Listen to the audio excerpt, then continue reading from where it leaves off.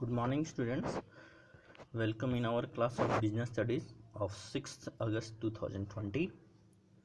And today we will begin a new chapter, that is controlling. And you could see this key, what you have to study in controlling chapter. This one. After studying this chapter, you should be able to explain the meaning of controlling,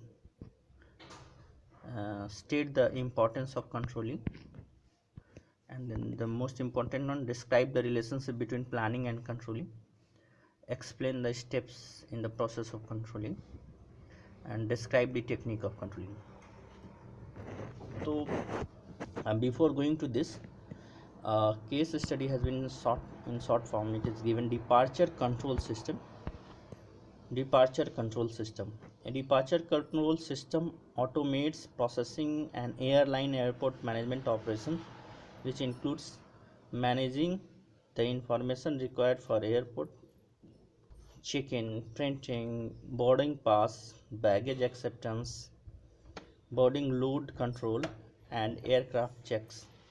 Today, almost 98% of DCS manage e-ticket using interface from a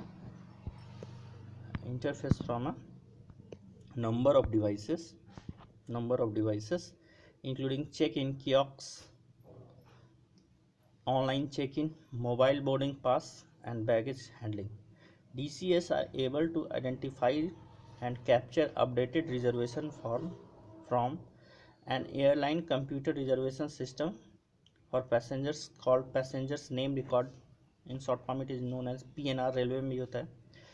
A DCS is used to update reservations, typically as checked in, boarded, and flown or another status. Additionally, and increasingly, a DCS or some city fare sectors may also interface with immigration control for visa, immigration and passenger no fly watch list. ये सब आपको ये सब दिया गया है एक DCS के बारे में शॉर्ट स्टडी दी है कि आज के ज़माने में DCS क्या क्या कर रहा है. तो आप देखिएगा कि आप जाते हैं तो फ्लाइट में, अगर आप एयरपोर्ट में गए होंगे तो आप देखते होंगे कि फ़्लाइट का सारा इन्फॉर्मेशन वहाँ पे रहता है कि ये जहाज़ उड़ने वाला है, कब उड़ेगा, किस वजह से उड़ेगा.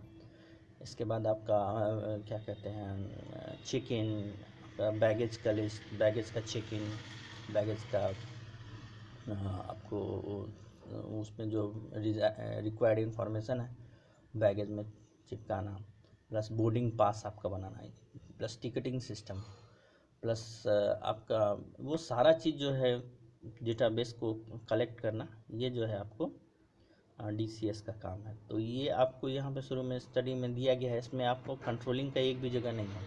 कंट्रोलिंग क्या है, तो मैं सबसे पहले इंट्रोडक्टरी लेवल पे आपको बता देना चाहता हूँ कि व्हाट इज़ कंट्रोलिंग. सबसे पहले देखिए, ये मैनेजमेंट का पांचवा और आखिरी फंक्शन है. तो प्लानिंग में जो शुरू होता है, नंबर 1 प्लानिंग में हम लोग देखते हैं कि हम लोग योजना बनाते हैं कि हमें बिजनेस को किस तरह से रन करना है, या कौन सा काम करना है, या एक्सपैंड का काम करना है, सर्वाइवल ग्रोथ में से कौन सा काम करना है. तो फिर हमें नया प्लांट लगाना है तो ग्रोथ का काम हो गया वो. सर्वाइवल में है तो ऑपरेशन में हम किस तरह से इसको मैनेज करेंगे चीज़ों को. प्लान के बाद ऑर्गेनाइजिंग में आता है. तो ऑर्गेनाइजिंग में आपको बताया गया है कि शुरू से कि एक किस तरह का ऑर्गेनाइजेशन का स्ट्रक्चर होना चाहिए. फंक्शनल डिविजनल स्ट्रक्चर होगा या स्ट्रक्चरल डिविजनल स्ट्रक्चर होगा. फंक्शनल और डिविजनल स्ट्रक्चर में डिफरेंस है. तो दो भाग में हम लोग ऑर्गेनाइजेशनल स्ट्रक्चर को बांट कर स्टडी करते हैं. एक फंक्शनल है, एक डिविजनल है. तो फंक्शनल में किस तरह का होता है और डिविजनल में किस तरह का होता है. डिवीज़न वाइज होता है, उसमें फंक्शन वाइज होता है. तो वो हो गया आपको ये ऑर्गेनाइजेशन स्ट्रक्चर. ऑर्गेनाइजेशन के बारे में आपको पूरी जानकारी दी गई कि ऑर्गेनाइजिंग होता क्या है और किस तरह का स्ट्रक्चर होता है, किस तरह से लोग काम करते हैं, अथॉरिटी रिस्पॉन्सिबिलिटी रिलेशनशिप कैसे बनता है.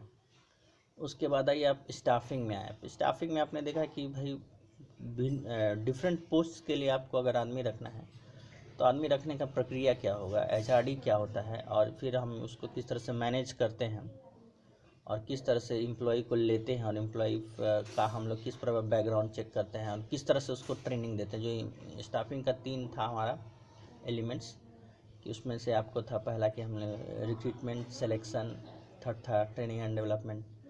तो आप रिक्रूट कर रहे हैं, फिर उसको सेलेक्ट कर रहे हैं, वेरियस टेस्ट उसका ले रहे हैं, देन आप उसका ट्रेनिंग एंड डेवलपमेंट कर रहे हैं।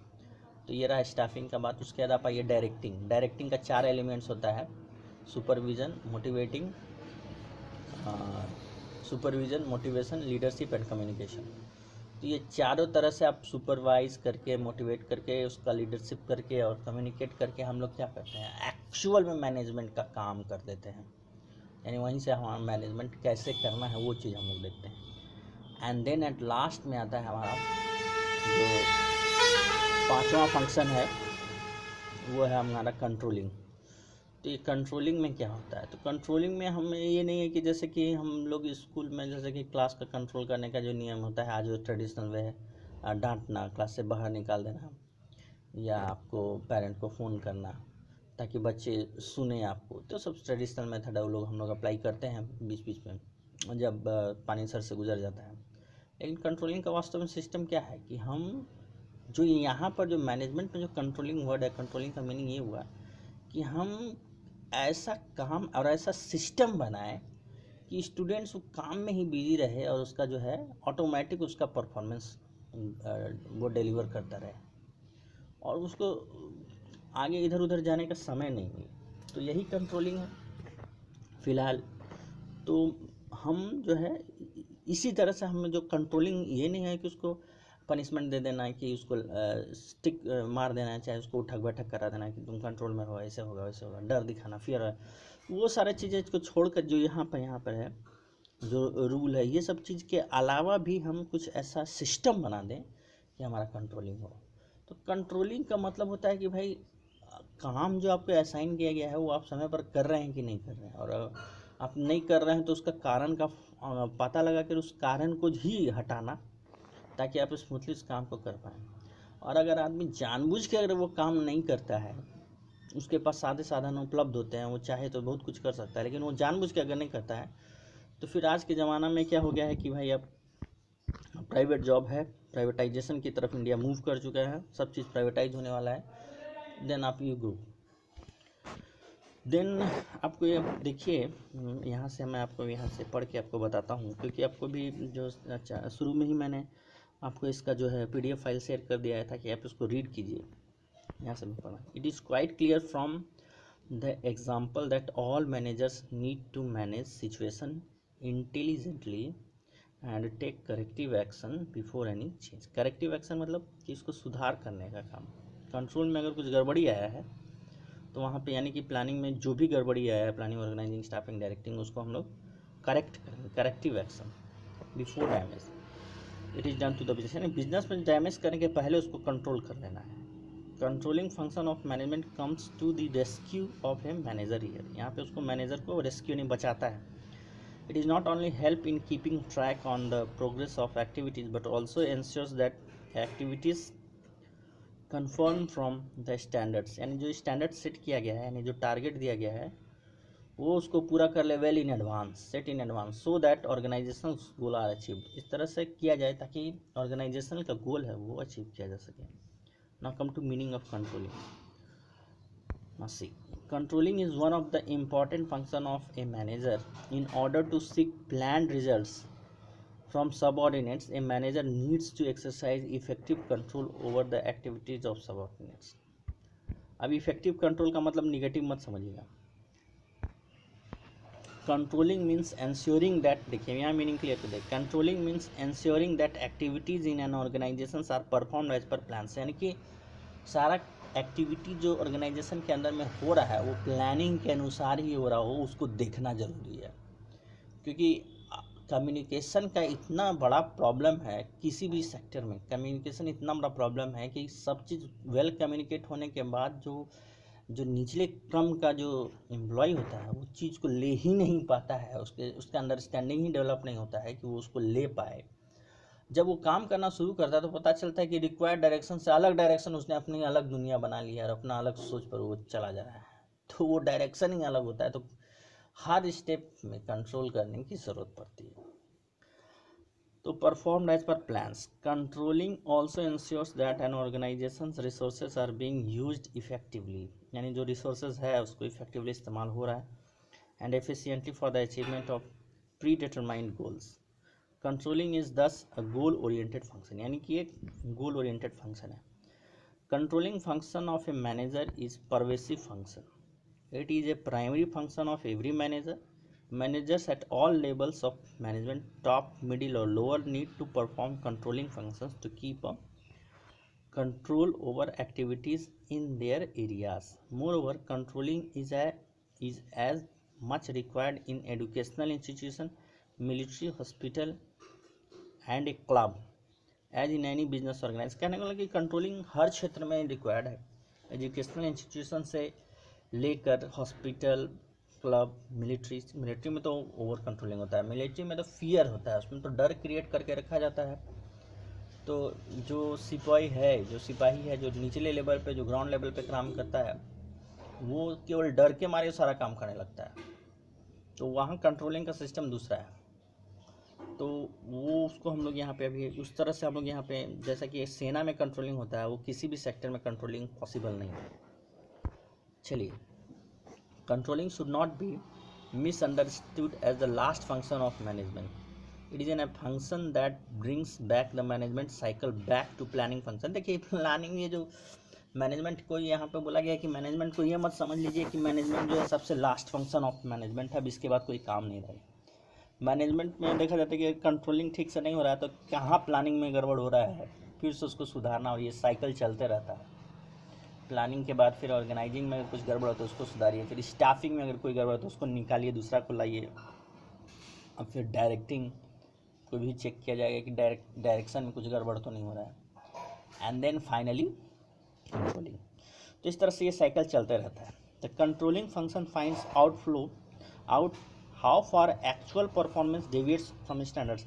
मेन जो सबसे इम्पॉर्टेंट लाइन है कंट्रोलिंग फंक्शन जिस चैप्टर में पढ़ना है, डेविएट्स फ्रॉम स्टैंडर्ड्स, जो स्टैंडर्ड हमने सेट किया है उससे डेविएट हो रहा है तो प्लस पॉजिटिव डेविएट हो रहा है कि नेगेटिव डेविएट हो रहा है। यानी कि हमें, जैसे कि मान लीजिए कि बहुत इजी एग्जांपल दिया जा रहा है आपको कि जो कि नेचुरली जो ऐसा जो है मैनेजमेंट के फील्ड में आज के दिन में नहीं होता है, लेकिन फिर भी बहुत बेसिक आपको एग्जांपल दिया रहा है। मान लीजिए कि हर दिन एक लेबर को 50 यूनिट बनाना है, तो 50 यूनिट बना पाता है कि नहीं, उसका स्टैंडर्ड सेट है कि भाई कोई भी आदमी आएगा काम करने तो कम से कम 50 यूनिट बना लेगा।